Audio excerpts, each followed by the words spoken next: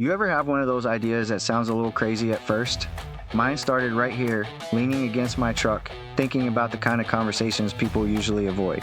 Then a flash, and just like that, I'm a cartoon, walking into a coffee shop to meet Grady. Turns out, talking to an elephant made more sense than most meetings I've been in. Welcome to the Elephant in the Room podcast. Real talk, no filters, just truth. Grady, you ever notice how everyone's your agent until something goes wrong? Like when your agent suddenly works for the other guy? Yeah, exactly. Agency isn't about who opens the door. It's about who legally is in your corner.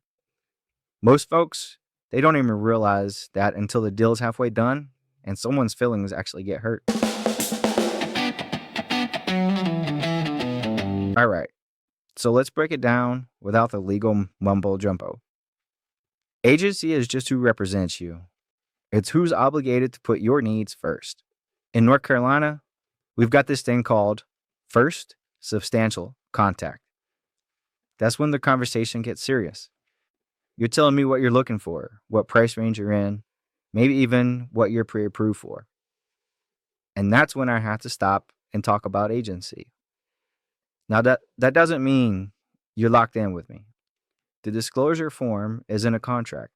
It just explains the different types of working relationships. You've got buyer's agent, seller's agent, dual agent, designated dual agent, and yes, even unrepresented buyers or sellers.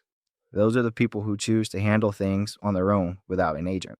So Kyle, it sounds like you're saying there's a lot of ways this can go wrong if nobody talks about it early. Yeah, exactly.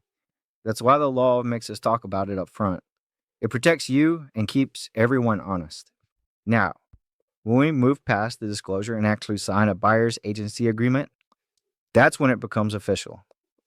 For context, this episode's focused on the buyer's agency agreement, but a lot of the same things apply to a listing agreement too. The buyer's agency agreement has to be for a definite time, usually 6 months, and for a specific area, like Onslow County. This keeps it clear and fair. It also outlines how I earn my commission.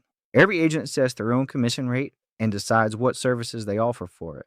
Most of the time, the seller pays some or all of the buyer's agent commission. But remember, it's always negotiable. Personally, I don't charge retainers or upfront fees. My job is to help you buy or sell a home. I believe I should get paid when I deliver results. That's how I've always operated.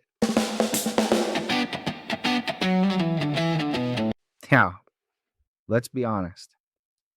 Personalities don't always match.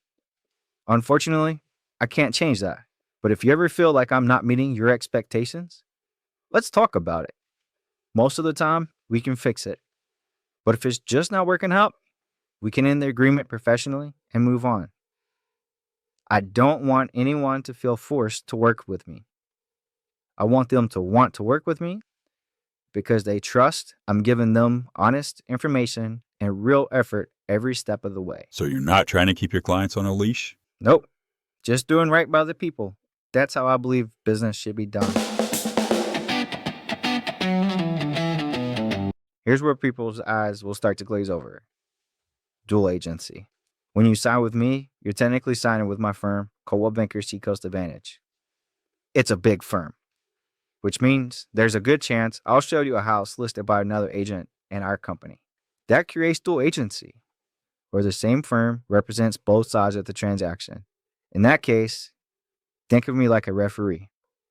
I have to stay neutral, keep things fair, and can't give advice to either side.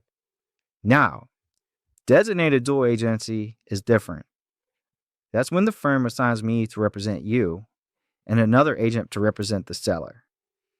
That allows me to keep coaching you, giving advice, guidance, and protecting your best interest, while the other agent does the same for their client. That's the option I usually recommend because it lets me stay fully in your corner. So dual agency's the ref and designated dual agency is the coach? Right on, Grady. You nailed it. I normally have clients sign off on designated dual agency up front. That way, I can show you any home, including the ones listed by other agents in my firm, without stopping every 5 minutes for new paperwork. But if we ever reach a point where you want to see one of my listings or something listed by someone on my team, we stop right there and we talk about dual agency. I can't move forward without that in writing, and that's intentional. It forces me to slow down and make sure you understand what's happening, what it means, and what your options are. Because let's be honest, no one remembers every word from the first meeting. You've got a lot on your plate, and agency law shouldn't be something you have to recall from memory 6 weeks later. My job is to bring it back up when it actually matters. So you're reminding them before it becomes a problem? Right again, Grady. Transparency before trouble. I treat everyone like we already have an agency, even before we sign anything. I just think that's the right thing to do. But once that agreement is in place, it's not about paperwork. It's about accountability. It means I'm legally and ethically bound to put your interest above mine, and that's a responsibility I take seriously. If you're not happy, I want to talk about it. If we can't fix it, well, we'll end it and part ways respectfully. At the end of the day, agency isn't about trapping people. It's about protecting them. So you're saying it's less about contracts and more about commitment? Yep. The signature just makes it official. So let's boil this down. Agency defines who legally is in your corner. The agreement makes it official and outlines how we work together, including how I get paid, how long it lasts, and what happens if we run into a dual agency situation. At the end of the day, it's not about paperwork. It's about trust, clarity, and accountability. When everyone knows who represents who, the process runs smoother. People make better decisions, and nobody walks away feeling blindsided. That's the goal, to educate and help you make informed decisions. And you managed to do it without putting half the audience to sleep? Barely. But seriously, if you've got a question about agency or a topic you want me to cover in a future episode, go ahead and drop it in the comments. And don't forget to like, subscribe, and share. Not just for the algorithm, but so more people can actually understand how this stuff works.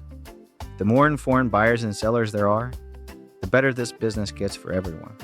Kyle couldn't have said it better myself. And as always, the only elephant in the room should be us. Thanks for listening.